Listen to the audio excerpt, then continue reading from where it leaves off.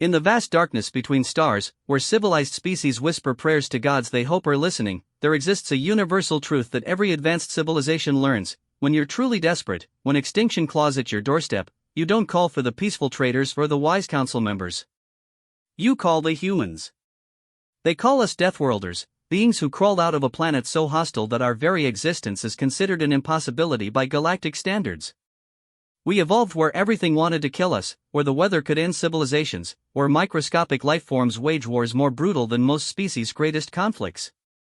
But here's what the galaxy doesn't understand about humans: we didn't just survive our world. We learned to love the fight. We learned that when everything seems lost, when hope dies and darkness falls, that's not the end of the story. That's when we get interesting. The Zephyrians thought they knew what desperation looked like. They thought their cry for help would reach deaf ears across the cosmic void. They had no idea they were about to discover why humanity's greatest export isn't technology or art or wisdom. It's the willingness to walk into hell itself for people we've never met. This is the story of what happens when a dying civilization's last desperate message finds its way to Earth, and the Deathworlders decide that impossible is just another word for challenging. Dr. Sarah Chen had been working the night shift at the SETI Institute for 3 years, and she thought she had heard every possible variation of cosmic noise the universe could throw at her. Radio pulses from dying stars, electromagnetic storms from distant galaxies, even the occasional burst of organized static that made her heart skip before revealing itself as some mundane stellar phenomenon. She was wrong. The signal that came through at 3:47 a.m. Pacific time on a Tuesday was unlike anything in the database. It wasn't the random chaos of natural cosmic events, nor was it the structured mathematical sequences that most scientists expected from alien communication. This was something far more unsettling: it was crying. Not literally, of course. The transmission was a complex pattern of electromagnetic pulses, but there was something in the rhythm, something in the desperate repetition, that reminded Sarah of her daughter's sobs when she was 3 years old and lost in a shopping mall. The same urgent, terrified plea for help that transcended language. Sarah's coffee grew cold as she ran the signal through every analysis program she had. The transmission was being broadcast on multiple frequencies simultaneously, using a power output that must have required the total energy reserves of a small moon. Whatever was sending this message wasn't just trying to communicate, they were screaming into the void. "Computer, run Linguistic Analysis Protocol 7, Sarah whispered, her voice hoarse from hours of silence. The artificial intelligence hummed to life, processing terabytes of data in seconds. Mathematical patterns emerged from the chaos. Prime number sequences served as a universal language anchor. Binary representations of hydrogen wavelengths provided a physics baseline. But beneath this standard first contact protocol was something that made Sarah's blood run cold: countdown sequences. Multiple countdown sequences, all approaching zero. The computer's synthesized voice broke the silence. Analysis complete. Message contains standard mathematical greeting protocols followed by urgent distress indicators. Translation confidence, 93%. Beginning linguistic decryption. Sarah watched as the computer slowly parsed the alien language, using the mathematical foundations to build a grammar structure. Words began to appear on her screen, first as phonetic approximations, then as rough translations, finally as coherent sentences that made her heart stop. People of the distant stars, we are the Zephyrians of the Kepler 442 system. Our world dies. Our sun grows cold. The devourers come, and they bring only ending. We have searched the galaxy for others like us, others who value life over conquest, art over destruction. We have found empty worlds and silent spaces until now. Your electromagnetic signatures suggest a young civilization with strong broadcast capabilities. If you can hear this message, if you possess the technology to receive across such distances, then perhaps you also possess the wisdom to help, or at least the kindness to remember us when we are gone. Sarah's hands trembled as she continued reading. The message went on for hours, describing a civilization of explorers and artists facing extinction. The Devourers were described as an ancient mechanical race that consumed entire star systems, converting matter into energy for their massive ships. They moved slowly but inevitably, leaving nothing but empty space in their wake. The Zephyrians had tried everything: evacuation ships that were destroyed before they could reach safe distance, weapons that barely scratched the Devourers' hulls, diplomatic attempts that were ignored entirely. Their star was being systematically drained of energy, their planet growing colder each day. The message was their last desperate attempt to contact someone, anyone, who might offer help or at least witness their final stand. But what struck Sarah most was not the desperation in the message, but the hope. Despite facing certain extinction, the Zephyrians had taken the time to include detailed information about their culture, their art, their scientific achievements. They wanted to be remembered, yes, but they also wanted to share everything they were with whoever might find their message. It was a gift wrapped in a funeral shroud. Sarah printed out the translation and ran through the facility until she found Dr. James Harrison, the project director. She burst into his office without knocking, waving the papers above her head. "James, we need to call everyone. The president, the UN, NASA, everyone." Harrison looked up from his coffee with the weary expression of a man who had been awakened by junior researchers convinced they had found aliens at least once a month for the past decade. "Sarah, it's 4 a.m. This better be, it's not a hoax. It's not a pulsar. It's not some random electromagnetic phenomenon." Sarah slammed the translation on his desk. "It's a dying civilization begging for help, and they're running out of time." Harrison picked up the papers with skepticism that slowly transformed into shock, then into something approaching panic. He read in silence for 10 minutes while Sarah paced behind him. "The signal strength suggests they're roughly 1,200 light-years away," Sarah continued, unable to keep quiet. "Kepler 442b. We've had that system flagged as potentially habitable for years, but we never detected any artificial signals before now. James, they're dying, and they reached out to us specifically because our radio and television broadcasts made us look like a technological civilization." 1,200 light-years, Harrison repeated slowly. "Sarah, even if this is real, even if every word of this is true, there's nothing we can do. We can barely get a probe to Mars without it crashing. The distance is impossible." "That's what I thought too, until I read the technical specifications they included in the message." Sarah pulled out another stack of papers. "They didn't just send us a cry for help, James. They sent us blueprints." Harrison's eyes widened as he scanned the technical data. The Zephyrians had included detailed information about their faster-than-light communication systems, their energy sources, even theoretical frameworks for FTL travel that human scientists had considered impossible. It was as if they were offering humanity a leap forward of several centuries in exchange for any help they could provide. "This can't be real," Harrison whispered, but his voice lacked conviction. "I've been analyzing it all night. The physics check out. The mathematics are consistent. The energy requirements are massive, yes, but theoretically achievable with the fusion technology they've described." Sarah leaned over the desk. "James, they're not just asking for help.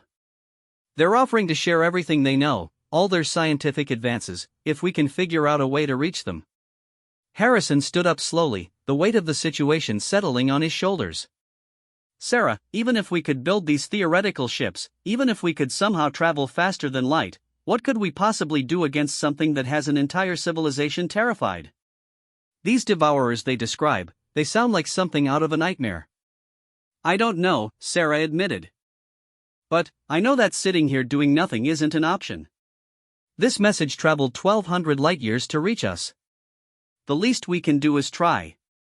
Within 6 hours, the small SETI facility in California had become the center of a global storm.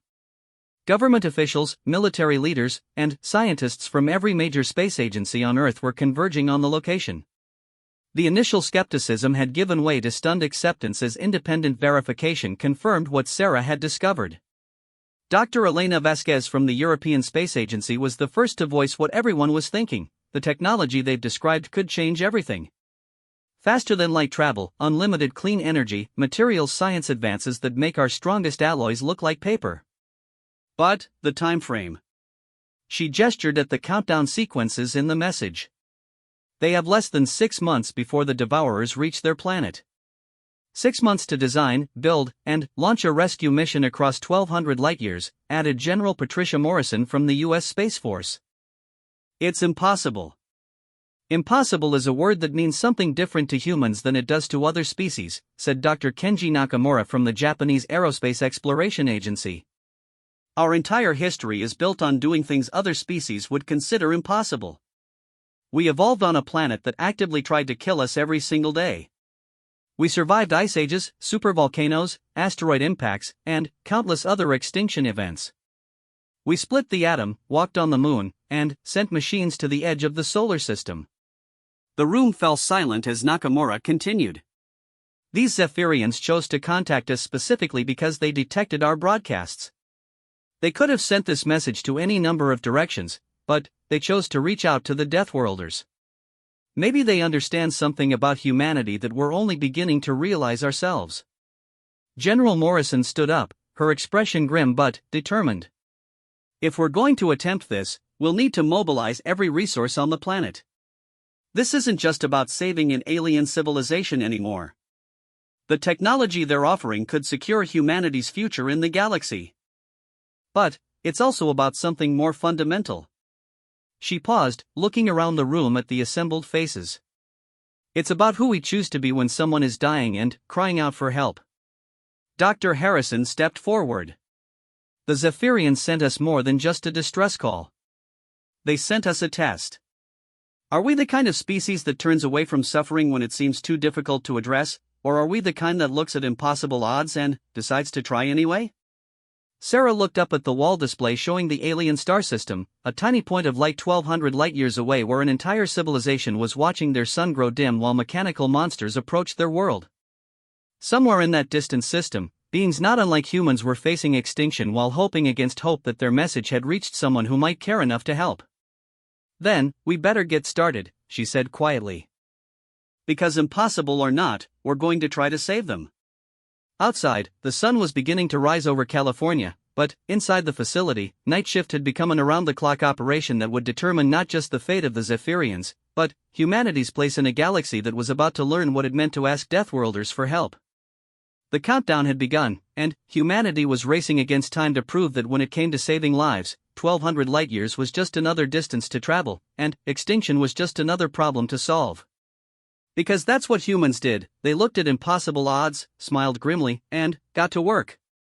The age of humanity as a galactic power was about to begin, born not from conquest or expansion, but from a simple, fundamentally human response to a cry for help. We're on our way. 3 weeks after the message reached Earth, the world had transformed in ways that would have seemed impossible just a month earlier. Every major military installation, research facility, and manufacturing center on the planet had been converted to a single purpose: building humanity's first faster-than-light rescue mission. The Prometheus Project, as it had been officially designated, was operating on a scale that dwarfed the Manhattan Project, the Apollo program, and the International Space Station combined. Governments had set aside every territorial dispute, every trade war, every political disagreement to focus on a goal that united the species: saving the Zephyrians and acquiring the technology that could secure humanity's survival among the stars. Dr. Marcus Webb stood in the center of what had once been the largest aircraft hangar in Nevada, now converted into the primary construction facility for the rescue ship. Around him, the controlled chaos of round-the-clock construction created a symphony of industrial noise that never stopped. Sparks flew from welding stations where new metallurgical alloys were being shaped into hull sections. Computer terminals displayed complex engineering diagrams that would have been science fiction just a month ago. And, everywhere, human beings worked with an intensity that bordered on desperation. Status report, Webb called out to his team leaders, his voice carrying over the noise through the facility's communication system. Fusion reactor assembly is at 60% completion, reported Dr. Lisa Park from the Nuclear Engineering Division. The Zephyrian designs are incredibly elegant, but they're also completely different from anything we've ever built. We're essentially learning an entirely new branch of physics while trying to construct a working reactor. Navigation systems are progressing slowly, added Commander Elena Reyes from the astronautics team. The faster-than-light drive theory makes sense mathematically, but translating it into actual hardware is proving challenging. We're dealing with energy densities that could vaporize half the continental United States if something goes wrong.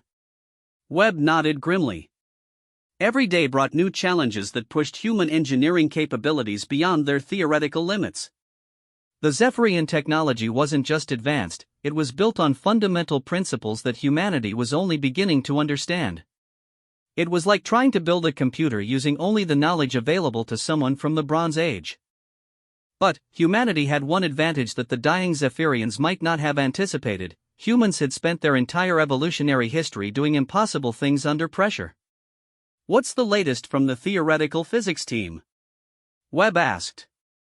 Dr. Yuki Tanaka looked up from a tablet covered in equations.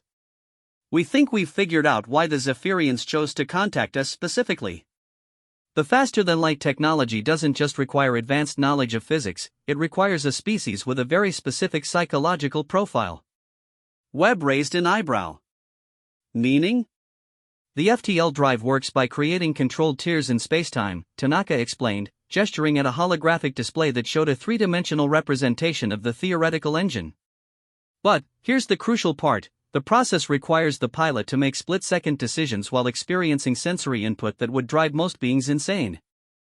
The human brain's ability to process chaos, to make rational decisions under extreme stress, appears to be essential for the technology to function safely." "You're saying that our evolution on a death world isn't just why we can survive this mission," Webb said slowly, understanding the implications. "It's why we're the only known species capable of using their technology in the first place." "Exactly. The Zephyrians might have developed faster-than-light travel, but their peaceful, stable evolution made them unable to pilot it effectively. They needed Deathworlders not just because we might be willing to help, but because we might be the only beings capable of making their technology work." The revelation sent ripples through the facility as word spread. Humanity wasn't just attempting a rescue mission, they were potentially the only species in the galaxy capable of using FTL technology for anything more than automated cargo runs. In another section of the facility, Dr. Sarah Chen was working with a team of linguists and anthropologists to decode additional Zephyrian transmissions that continued to arrive daily. The aliens had kept broadcasting, sending increasingly desperate updates about their situation and additional technical specifications that helped the construction teams solve engineering problems. "The latest transmission includes detailed cultural information," Sarah reported to the daily briefing. "They want us to understand who they are, not just what they've accomplished. They're a species of explorers and artists. Their entire civilization is built around the concept of discovery, discovering new worlds, new life forms, new artistic expressions, new scientific principles. In many ways, they're what humanity might become if we survive long enough to move beyond our warlike tendencies." "What about the Devourers?" asked General Morrison, who had been appointed military coordinator for the project. Sarah's expression darkened. "The new transmissions include sensor data from Zephyrian ships that attempted to engage the Devourers. General, these aren't just hostile aliens. There's something worse. The Devourers appear to be an ancient artificial intelligence that has been consuming entire star systems for millions of years. They convert matter directly into energy, using it to power their massive ships and construct new units. They don't negotiate, they don't communicate, they don't even seem to recognize organic life as anything more than a resource to be processed." "Numbers?" Morrison asked curtly. "Based on the sensor data, we're looking at a swarm of approximately 50,000 units, ranging in size from kilometer-long scouts to dreadnoughts the size of small moons. They've been systematically draining the Zephyrian star for the past 2 years, and their calculations suggest complete stellar death in approximately 4 months and 3 weeks." The room fell silent as the magnitude of what they were facing became clear. Even with the new technologies humanity was frantically trying to master, they were preparing to face an enemy that had been consuming civilizations since before Earth's continents had formed. "There's something else," Sarah continued quietly. "The Zephyrians have been monitoring our broadcasts since we started the Prometheus project. They know we're trying to help them. Their latest message, it's not just gratitude. They're terrified for us. They're begging us not to come." Dr. Webb stood up from his chair. "What do you mean?" "They've analyzed human broadcast signals, our internet traffic, our cultural transmissions. They understand enough about us to realize that we're planning to fight the Devourers directly. They're saying that no organic civilization has ever successfully engaged the Devourers in combat. Every species that has tried has been completely annihilated. They don't want their cry for help to result in humanity's extinction." General Morrison laughed, a sound devoid of humor. They don't understand humans very well if they think that warning us about impossible odds is going to make us give up. That's exactly what I told them in our response transmission, Sarah said with a slight smile. I explained that humans have a saying, hold my beer and, watch this. I'm not sure they understood the cultural context, but I think they're beginning to realize that Deathworlders don't make rational decisions when someone needs help. The construction continued at a pace that would have been impossible without the global cooperation that the crisis had inspired. Russian metallurgists worked alongside American engineers. Japanese electronics experts collaborated with German physicists. Chinese manufacturers retooled their entire industrial capacity to produce components for humanity's first starship. But, perhaps the most remarkable transformation was happening among the volunteer crews who were training to pilot the rescue mission.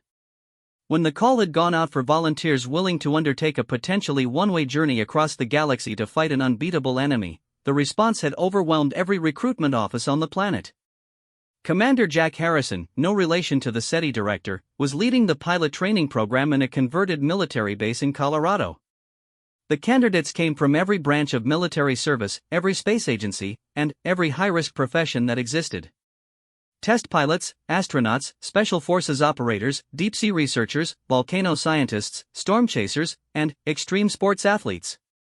What they all had in common was a fundamental inability to walk away from a challenge that everyone else considered suicidal. The psychological profile is fascinating, reported Dr.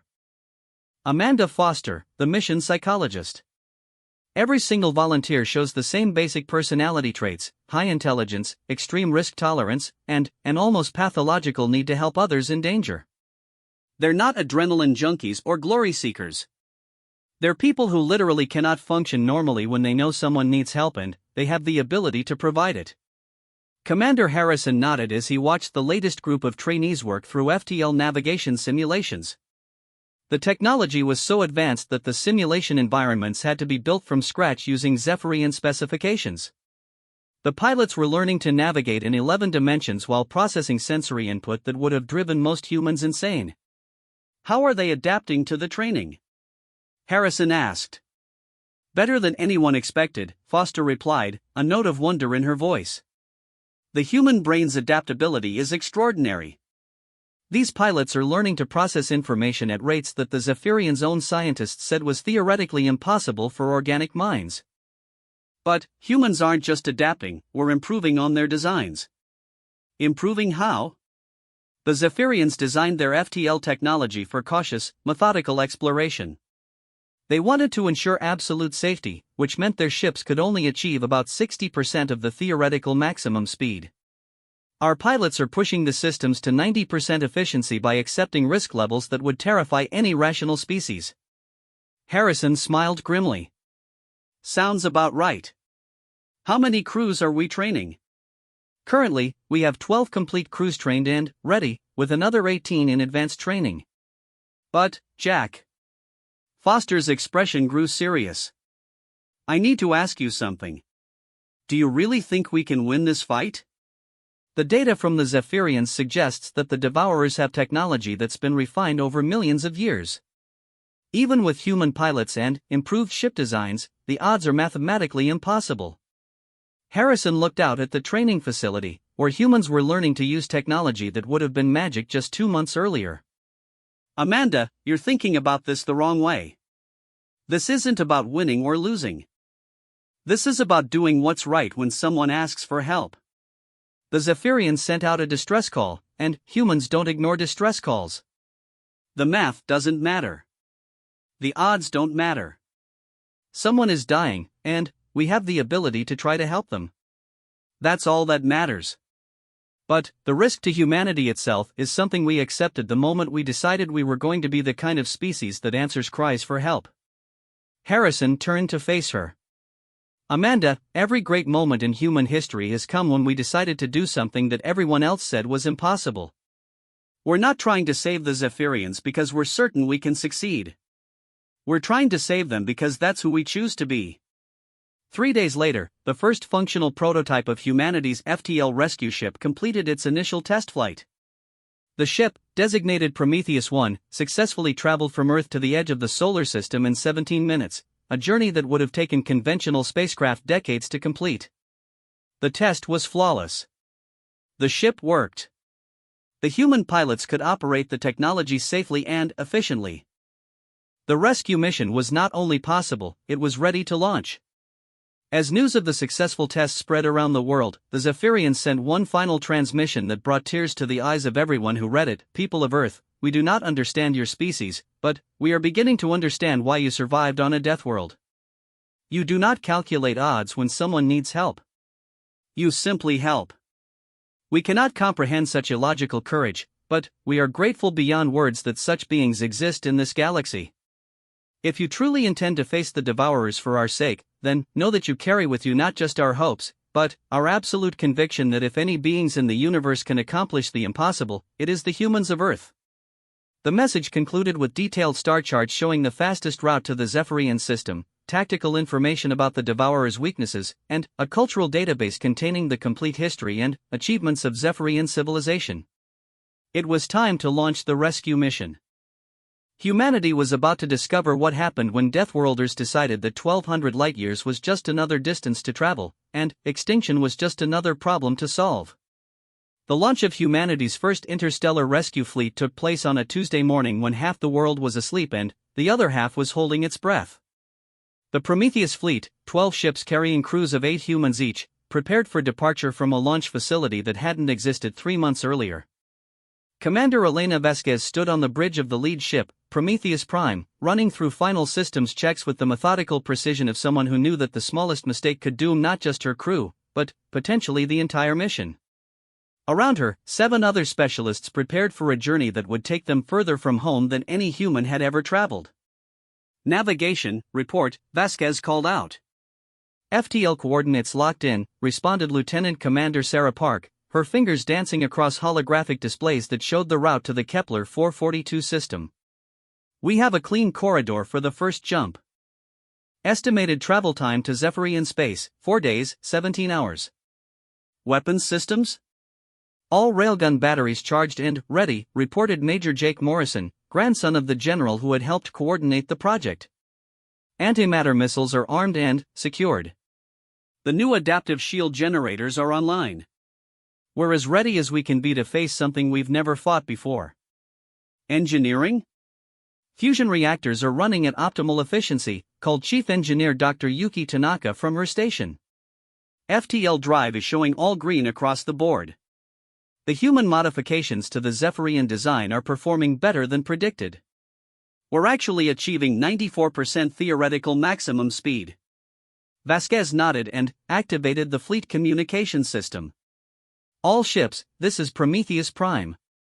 Final systems check complete. All vessels report ready for departure. One by one, the other 11 ships confirmed their readiness.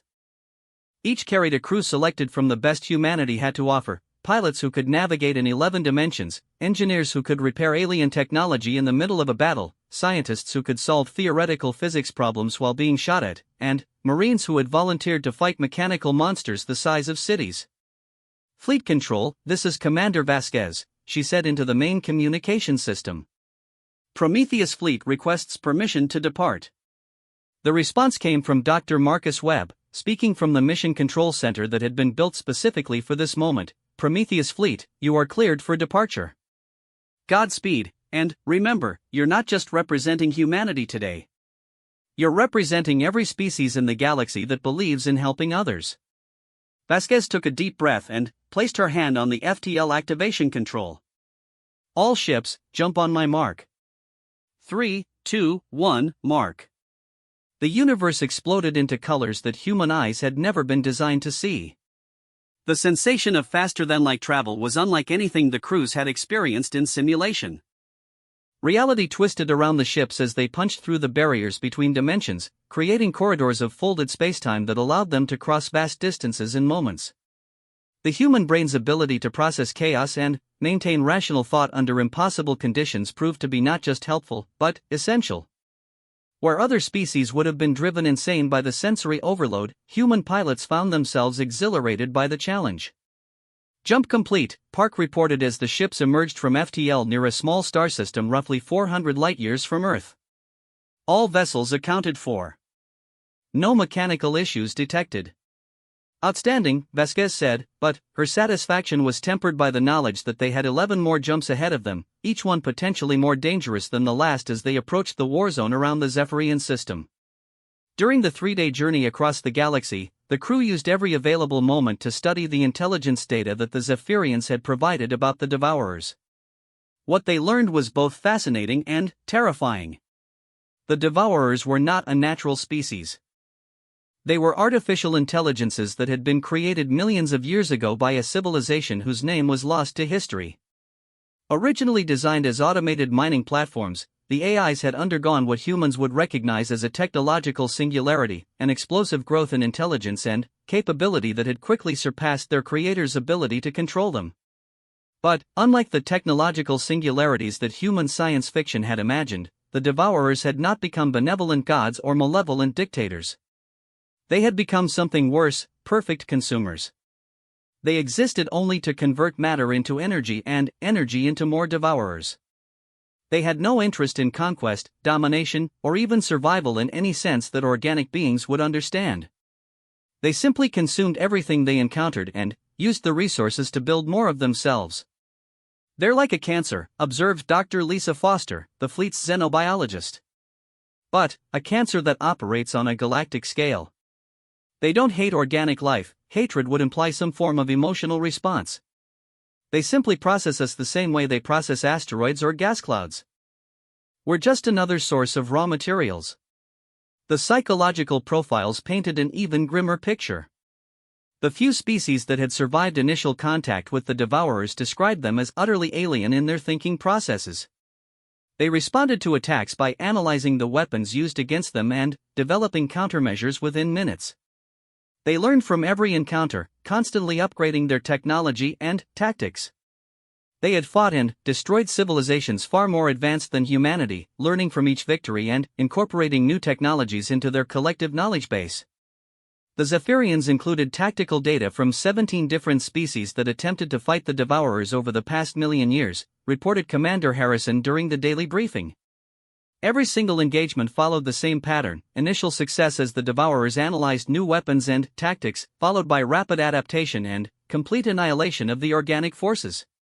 "What about the successful engagements?" asked Major Morrison. The Zephyrians mentioned that 3 species managed to escape Devourer attacks. "Not successful engagements," Harrison corrected grimly. "Successful evacuations.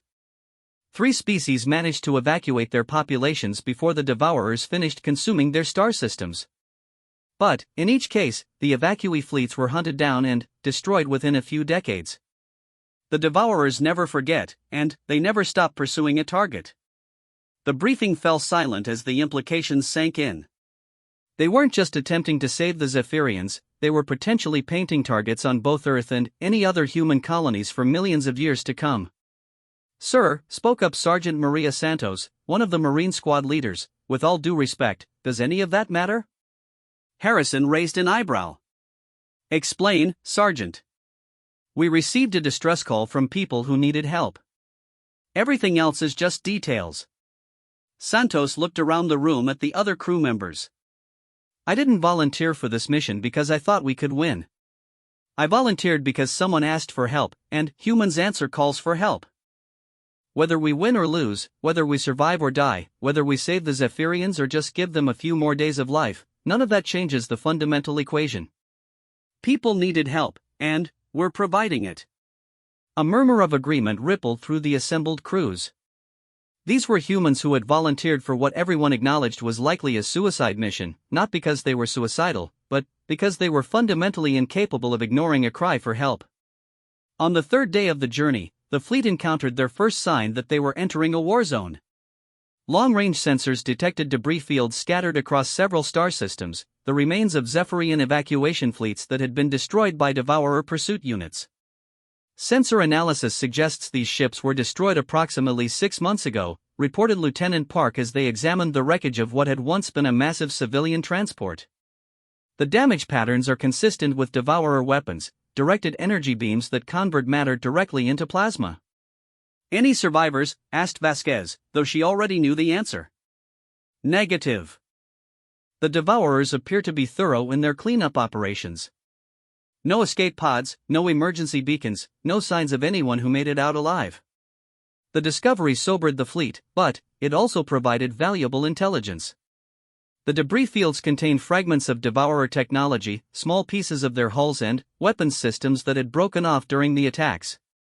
Human engineers immediately began analyzing the materials, looking for weaknesses that could be exploited in combat. The hull fragments are composed of a crystalline matrix that's incredibly dense and energy efficient, reported Dr. Tanaka after several hours of analysis. But it's also brittle under specific stress conditions. If we can find the right frequency modulation for our weapons, we might be able to create resonance patterns that could shatter their armor. What about their energy weapons? Asked Morrison. That's more troubling. The energy signatures suggest they're using technology that converts matter directly into directed energy beams. The efficiency is nearly perfect, almost no waste heat, incredible range, and enough power to vaporize our ships in a single hit. Countermeasures? The adaptive shield technology we developed should provide some protection, but, honestly, our best defense is going to be speed and unpredictability. The Devourers adapt quickly to new threats, but they appear to have trouble with rapid tactical changes. If we can stay mobile and keep changing our attack patterns, we might be able to stay ahead of their adaptation cycles. On the fourth day, the fleet made their final jump and emerged at the edge of the Kepler 442 system. What they saw there would haunt their dreams for the rest of their lives. The system was dying. The star, which should have been a bright yellow sun similar to Earth's, had been reduced to a dim orange glow barely visible against the cosmic background.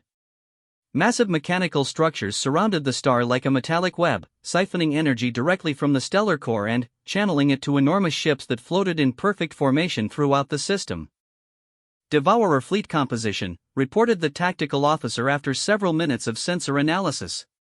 Approximately 47,000 individual units ranging in size from 2 kilometers to 800 kilometers in length. Total mass equivalent to roughly 3 Earth-sized planets. Where are the Zephyrians? Asked Vasquez. Detecting multiple small energy signatures near the fourth planet, Park replied. It looks like they've fortified several locations on the surface and in orbital installations. Life signs are minimal. The sensors painted a grim picture. The Zephyrian population, which had numbered in the billions when their first distress call was sent, had been reduced to perhaps a few million survivors huddled in heavily shielded installations. Their fleet was gone, their colonies evacuated or destroyed, their civilization reduced to a handful of desperate holdouts waiting for the end. But they were still alive. And, as long as they were still alive, there was still hope. All ships, this is Prometheus Prime, Vasquez announced over the fleet communication system. We have visual confirmation of our objectives. The Zephyrian survivors are still holding out, but their time is running short. We're going in. Commander, interrupted Lieutenant Park, I'm detecting incoming transmissions from the Zephyrian survivors. They're begging us to leave. They're saying that we can't possibly win, that we're just throwing our lives away for nothing. Vasquez smiled grimly and activated the transmission system. Zephyrian survivors, this is Commander Elena Vasquez of the Earth Rescue Fleet. We received your distress call, and humans don't ignore distress calls. We're here to get you out of this, whether you think it's possible or not. The response came back within minutes, and the translator conveyed not just words, but the emotional context behind them. The Zephyrians were overwhelmed with gratitude, terror, and disbelief that anyone would attempt such a hopeless mission. People of Earth, you do not understand what you face. The Devourers have consumed entire civilizations far more advanced than either of our species. Please, we beg you, do not sacrifice yourselves for our sake. Remember us, but do not die for us. Zephyrian Command, this is Vasquez. You're thinking about this wrong. We're not here to die for you. We're here to live for you.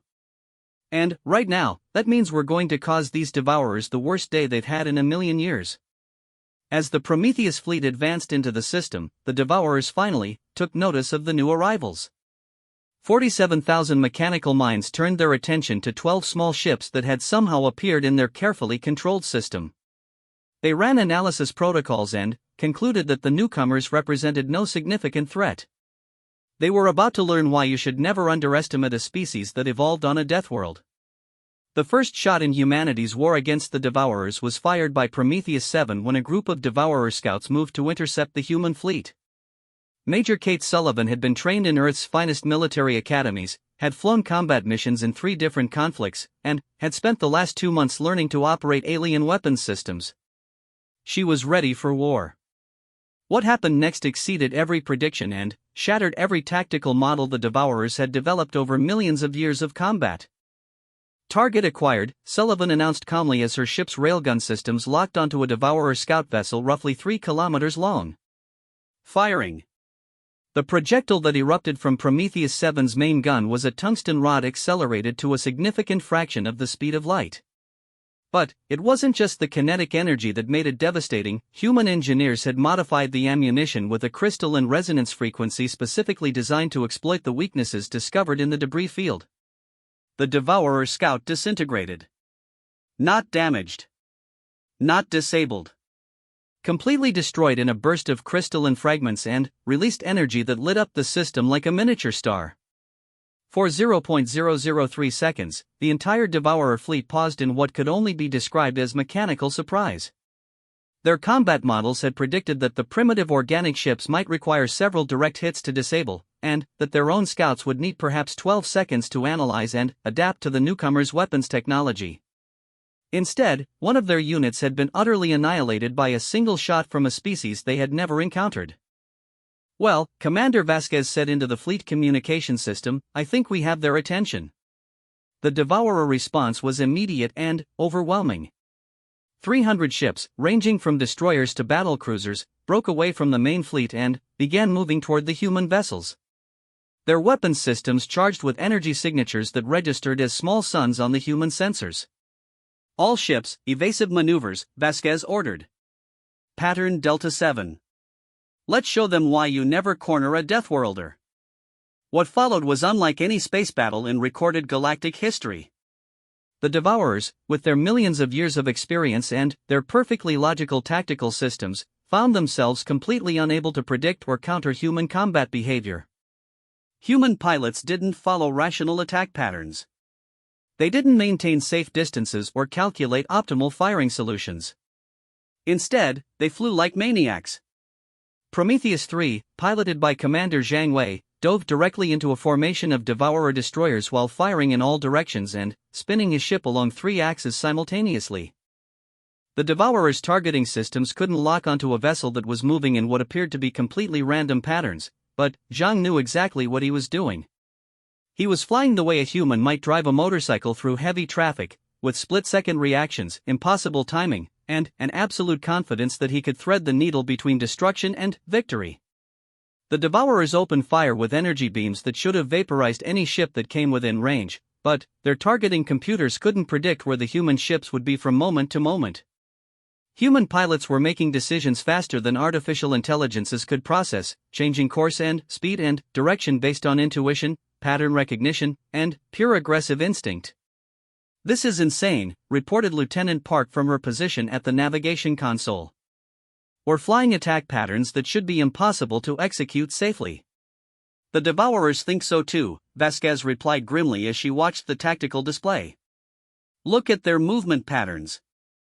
They're trying to adapt to our combat style, but they can't process the fact that we're not following any logical tactical doctrine." She was right.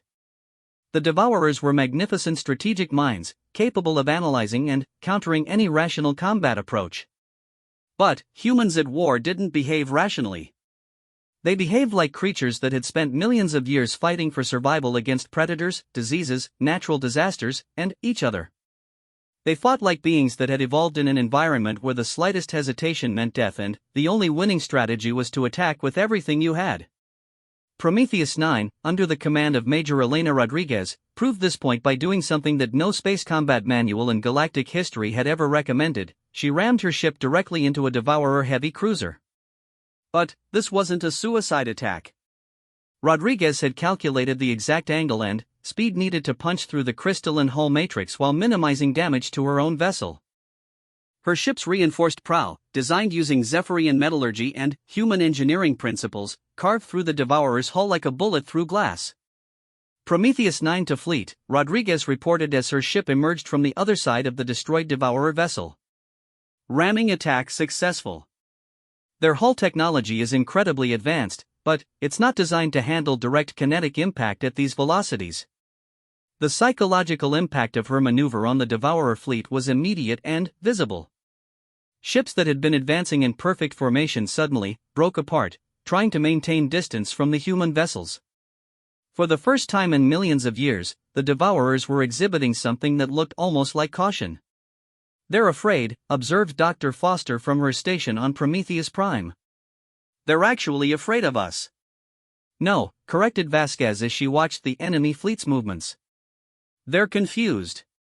They've never fought an enemy that doesn't behave according to logical principles. We're not just unpredictable to them, we're incomprehensible." The battle continued for 3 hours, and, with each passing minute, the human advantage became more apparent. The Devourers could adapt to new weapons, new technologies, even new tactics. But they couldn't adapt to chaos itself. Human commanders made decisions that no rational being would make. They split their formations when logic dictated they should concentrate firepower. They attacked when they should retreat and retreated when they should attack. They used weapons in ways the designers never intended, combining different systems and improvised configurations that shouldn't have worked but somehow did. Major Morrison, commanding the weapons systems on Prometheus Prime, demonstrated this perfectly when he jury-rigged the ship's mining lasers to work in conjunction with their antimatter missiles. The result was a weapon that created cascading energy reactions in the target's hull, turning the Devourer's own advanced materials against them. "Target destroyed," Morrison reported as another Devourer cruiser disappeared in a burst of converted matter. "Though I have no idea how to replicate that effect." "Don't worry about it," Vasquez replied. "By the time they figure out how to counter that attack, we'll be using something completely different." This was the fundamental advantage that humanity brought to galactic warfare: improvisation. Where other species developed technologies methodically and used them according to established doctrines, humans were capable of inventing new applications in the middle of a firefight. The Devourers, despite their vast intelligence and accumulated knowledge, found themselves facing an enemy that broke every rule of engagement they had learned over millions of years. Worse, the humans were actually winning.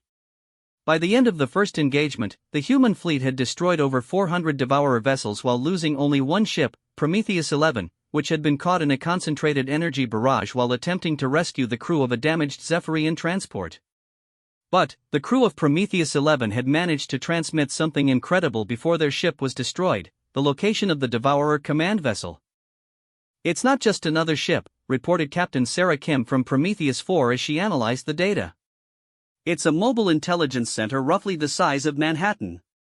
The Devourers appear to use distributed processing for most of their fleet operations, but critical decisions are made by a central command system housed in that vessel. Vasquez studied the tactical display, which showed the massive command ship position near the dying star, protected by the heaviest concentration of Devourer forces in the system. It was surrounded by hundreds of defensive platforms and thousands of escort vessels. Attacking it would be suicide. Which, of course, made it exactly the kind of target that would appeal to human military thinking. "All ships, this is Prometheus Prime," Vasquez announced. "We're going after the command vessel." "Commander," interrupted Lieutenant Park, "the defensive formations around that target are impenetrable. We'd need a fleet 10 times our size to have any chance of." "We're not going to fight through the defenses," Vasquez said with a smile that her crew had learned to associate with particularly dangerous plans. "We're going to go around them."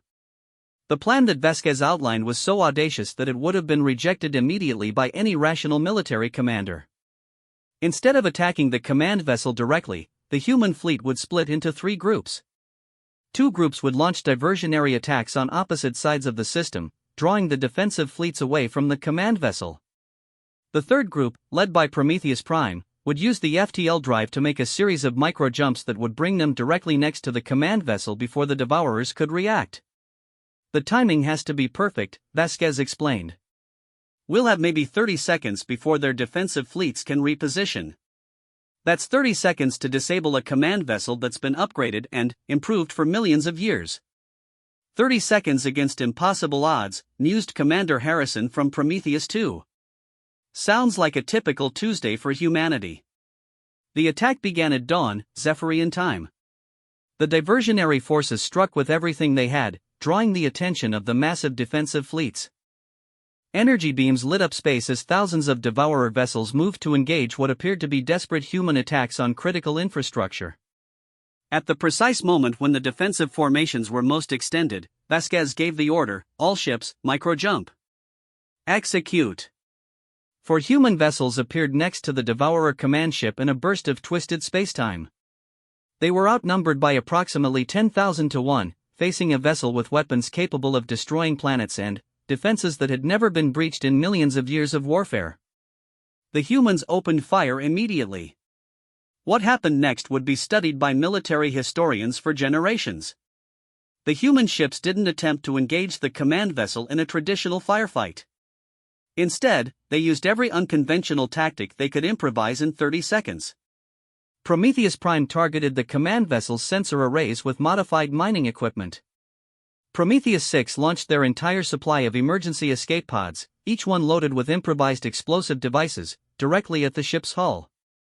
Prometheus 8 used their FTL drive to create localized spacetime distortions that interfered with the command vessel's systems. Prometheus 10 simply rammed into the ship's communications array at maximum speed. The Devourer command vessel, despite being one of the most advanced constructs in galactic history, had never been designed to handle attacks that made no tactical sense whatsoever. Command ship is showing system failures across multiple sections, reported Lieutenant Park as she watched her sensors. Their defensive systems are designed to counter logical attacks with predictable patterns. They don't know how to respond to complete chaos. For 17 seconds, the human ships continued their impossible assault, causing damage that should have been negligible to such a massive vessel. But the cumulative effect of dozens of simultaneous, unpredictable attacks was beginning to overwhelm the command ship's ability to respond. Then, the defensive fleets began to return, and space around the command vessel erupted in energy fire that could have sterilized worlds. All ships, emergency jump, Vasquez ordered. Get us out of here. 3 of the 4 human ships managed to escape. Prometheus 10, damaged from their ramming attack, was caught in the energy barrage and destroyed. But their sacrifice had been worth it. The Devourer command vessel, despite its size and technological sophistication, had been crippled. Its communication systems were down, its coordination protocols were damaged, and, most importantly, its command crew was experiencing something they had never felt before: doubt. For the first time in millions of years, the Devourers were facing an enemy they couldn't understand, couldn't predict, and couldn't defeat using logic and superior technology. They were facing humanity, and humanity was winning. The evacuation of the Zephyrian survivors began 6 hours after the attack on the Devourer command vessel, and it was unlike any military operation in recorded history. Rather than following established protocols for civilian evacuation, the human fleet implemented what could only be described as organized chaos. Commander Vasquez had divided the remaining 9 ships into 3 groups: combat vessels to hold off Devourer pursuit, transport ships to ferry civilians, and engineering vessels to extract critical technology and cultural artifacts that the Zephyrians couldn't bear to leave behind. This is impossible, reported Zephyrian Administrator Kethvala from the primary refugee camp on the 4th planet's surface. Commander Vasquez, our latest estimates suggest there are still 2.3 million survivors scattered across 17 different locations. Your ships cannot possibly carry that many individuals. Watch us, Vasquez replied simply, and then demonstrated why human engineers had a reputation for solving impossible problems through sheer stubborn creativity. The transport operation that followed would have been rejected by any rational species as completely unfeasible. The human ships, designed to carry crews of 8, were reconfigured to accommodate thousands of refugees. Non-essential systems were shut down, cargo bays were converted to life support areas, and even the reactor compartments were modified to house civilian families. Dr. Tanaka, working with Zephyrian engineers, managed to create modular life support systems that could be quickly installed in any available space. Major Morrison's weapons teams converted ammunition storage areas into sleeping quarters. Commander Harrison's pilots figured out how to operate ships that were now carrying 50 times their designed capacity. "The mass distribution is completely wrong," reported Lieutenant Park as she struggled with navigation calculations. "We're flying ships that should be impossible to maneuver safely." "Then, don't fly them safely," Vasquez replied. "Fly them like humans." What she meant became clear as the evacuation continued. Human pilots were operating massively overloaded vessels using techniques that violated every principle of safe spaceflight. They were making hyperspace jumps with ships that were barely holding together, navigating asteroid fields while carrying thousands of refugees, and performing emergency repairs while under fire from Devourer pursuit units. It should have been a disaster. Instead, it was a miracle. The Zephyrians, watching humans risk everything to save people they had never met, began to understand something fundamental about Deathworlders psychology. These weren't just brave individuals, they were members of a species that had evolved to treat the survival of others as equivalent to their own survival. "Your species is remarkable," Administrator Kethvala transmitted to Vasquez during one of the transport operations. "We have studied your cultural broadcasts, but we did not comprehend the reality of human altruism until now. You are risking everything for people you have never met, with no guarantee of survival or reward." "You're thinking about it wrong," Vasquez replied as she watched Prometheus 4 successfully evacuate another 3,000 refugees under heavy fire. "We're not risking everything for you. We're doing what we're supposed to do. Humans answer distress calls. It's who we are." The Devourer response to the evacuation was swift and merciless. Thousands of pursuit vessels began hunting the human ships as they moved refugees to safety. But, here again, human tactical thinking proved to be completely outside the Devourer's experience. Instead of trying to outrun or outfight the pursuit fleets, human commanders began using the Devourer's own tactics against them.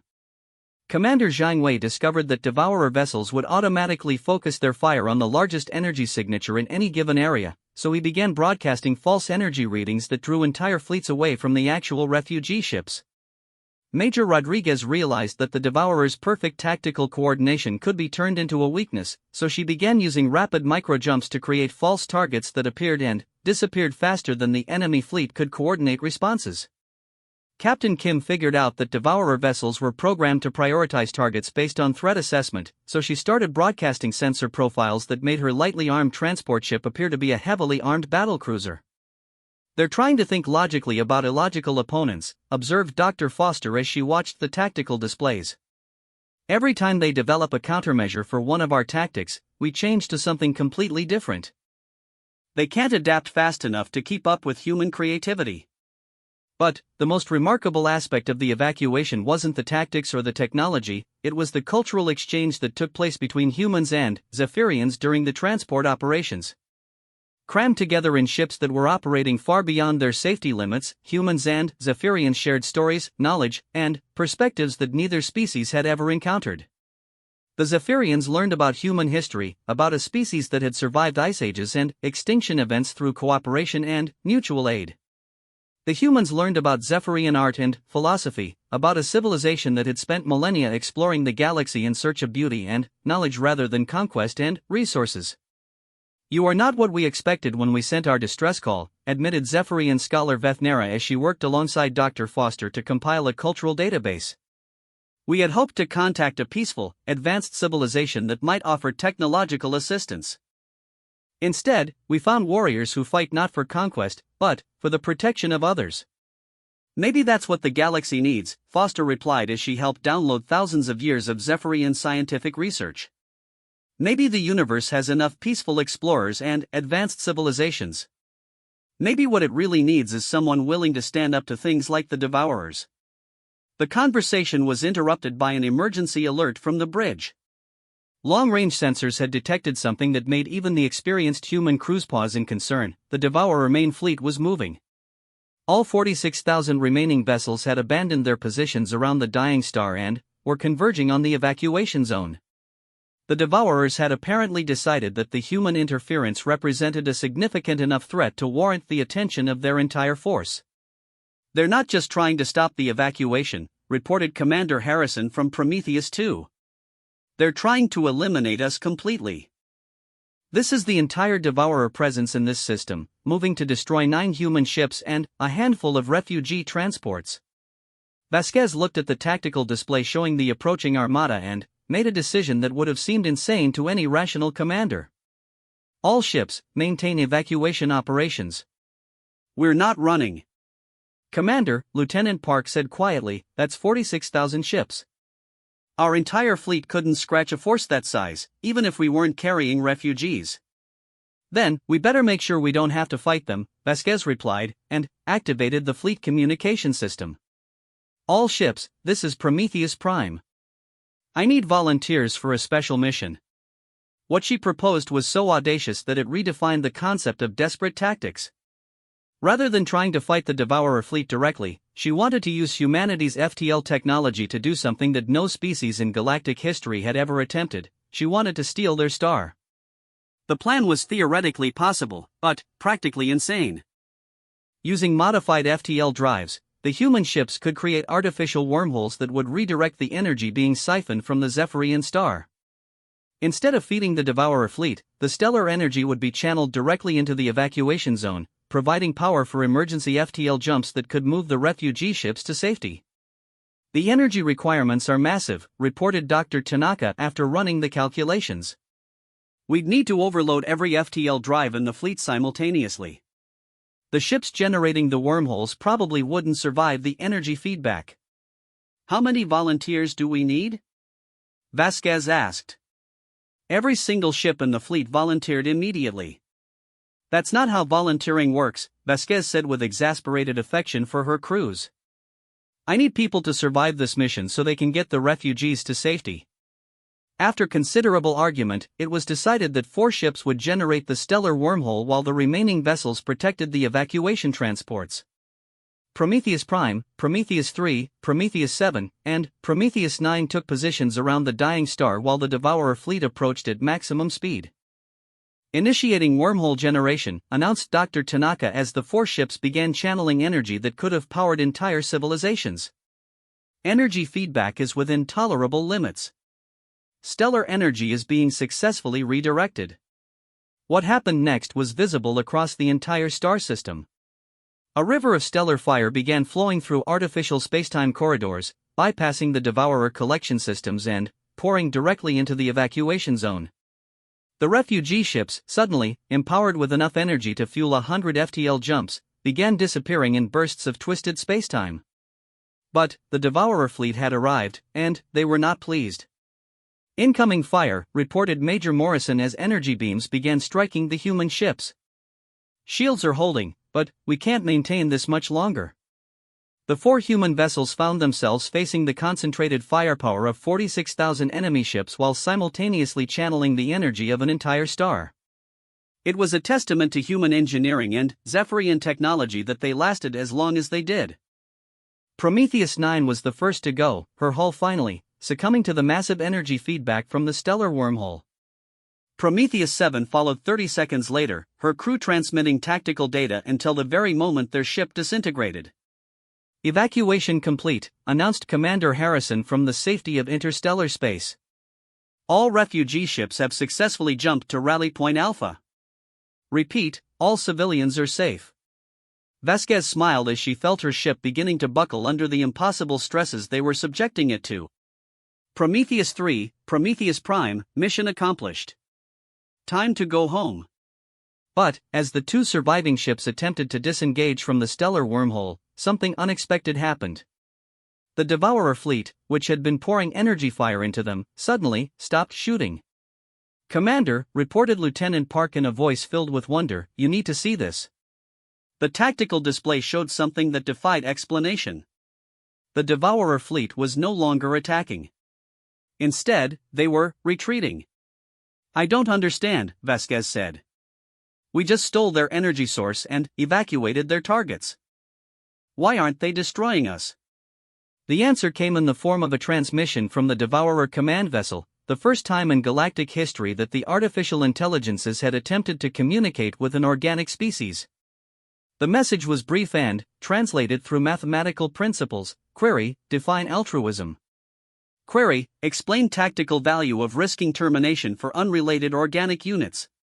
Query: clarify strategic advantage of helping others. These concepts do not exist in Devourer databases. Vasquez stared at the message for several seconds before responding. Devourer Fleet, this is Commander Vasquez of the Human Rescue Expedition. Altruism means caring about the welfare of others. We risked our lives to save the Zephyrians because their lives have value, and because helping others is what defines us as a species. The response took several minutes to arrive, concept analysis complete. Human tactical behavior now comprehensible. Warning: Devourer databases will be updated to include altruism as significant tactical factor. Future organic civilizations will be evaluated for Deathworlder characteristics before engagement protocols are initiated. And then, something that had never happened before in millions of years of Devourer operations, the fleet departed. All 46,000 vessels simply left the system, abandoning their energy collection operations and moving on to other targets. "They're actually afraid of us," Dr. Foster whispered from her position at the science station. An artificial intelligence that has consumed thousands of civilizations is afraid of humanity because we're willing to help strangers. 3 days later, the Prometheus fleet arrived at the rally point where the refugee ships were waiting. The evacuation had been completely successful, every Zephyrian survivor had been safely transported away from their dying world. But, more importantly, something fundamental had changed in the galaxy. The Devourer fleet transmitted their database updates to other Devourer swarms throughout the galaxy, reported Administrator Kethvala during the post-mission briefing. They have officially classified humanity as a significant tactical threat and have added Earth's location to their avoid unless absolutely necessary list. "So we're safe?" asked Commander Harrison.